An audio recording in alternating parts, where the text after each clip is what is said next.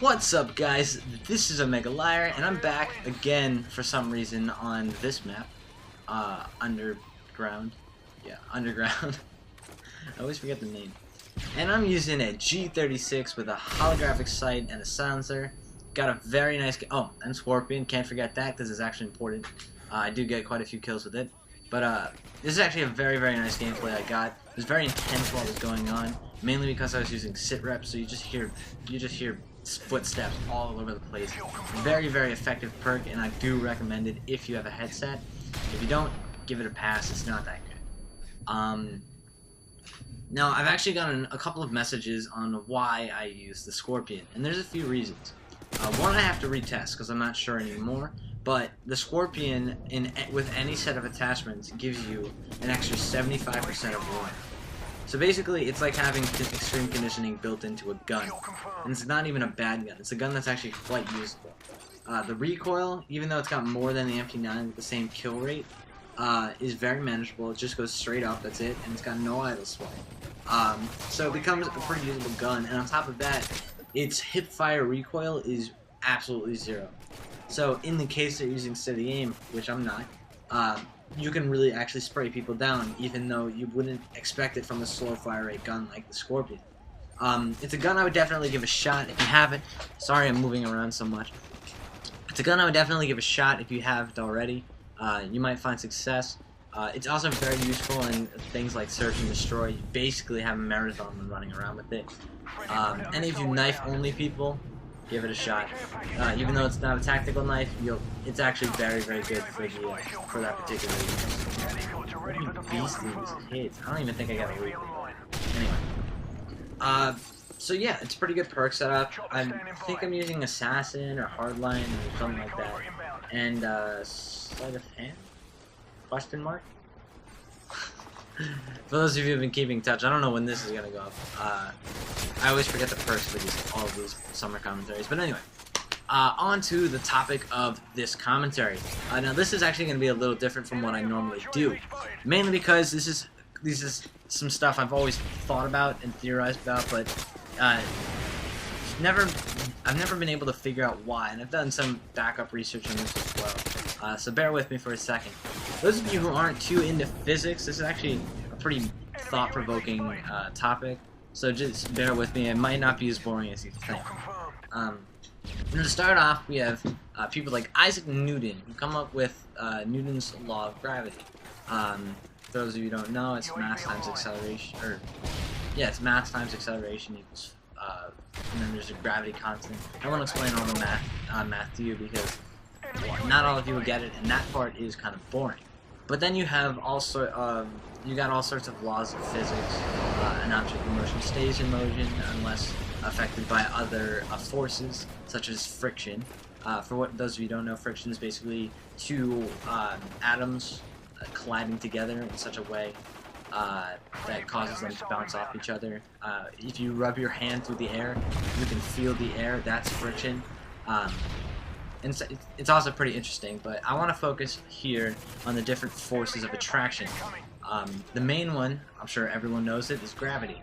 It's the same reason that when you jump in the air, you don't fly away into space, you fall back down.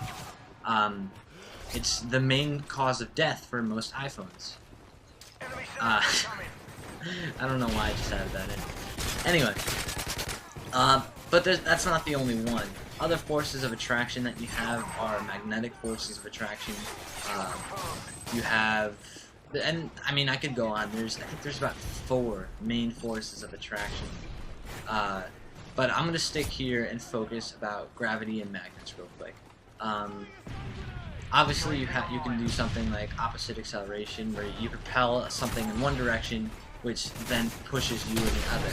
If you were in an absolute vacuum with no gravity, and you needed to get to one side in order to get out, and you're stuck in the middle, you just throw or spit or blow in one direction.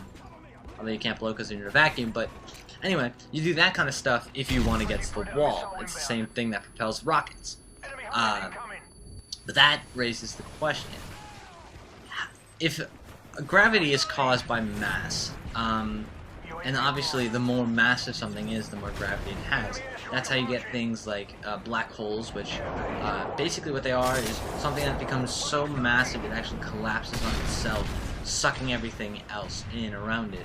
I don't entirely understand it, but what I do understand more is a neutron star, which is at critical mass, which is why most of the time it'll blow up. Again, for those of you who don't know too much about physics, and astronomy, I guess, don't worry about this stuff too much. But basically, gravity is a pretty powerful force. It's enough that we have to battle it every day, and it becomes an effort to stand up, and it becomes an effort to get out of bed in the morning because gravity is constantly pulling you down. But then, if gravity, which is mainly in our case caused by the Earth, people have gravity too, but it's negligible compared to what the Earth is doing. That you would think that something so massive as the Earth, relatively, would be able to be extremely powerful, and obviously it is. Getting out of the atmosphere obviously is not very easy. But then you have magnets, something extremely tiny, something very, very small, something not massive, that can absolutely overpower the force of gravity caused by the Earth. I mean, there's electrical forces, there's magnetic fields, but regardless, you still have something, let's say, for example, the size of a pocket knife, that's more powerful in force, at least at a certain range, than the entire Earth. And it makes you wonder, why is gravity so weak compared to these other forces? And I think the main question is how does this stuff occur? And we know the equations for magnetics, and we know the equations for gravity, but we don't really know why something like a magnet is so much more powerful than the entire Earth. The reason I was thinking about this is I was actually watching Through the Wormhole with Morgan Freeman, which is honestly one of the greatest shows ever. They were talking about dimensions, and they theorized about the fourth dimension possibly being a place where gravity has some real effect. Because if you think about it in the long run, something like a magnet is so much more powerful, and gravity is practically nothing compared to it. Imagine if you had a magnet the size of the Earth, and how much more powerful that would be. It's really a crazy concept to grasp. But they were theorizing about how the fourth dimension is possibly where gravity has a true effect. And possibly something like magnetism doesn't.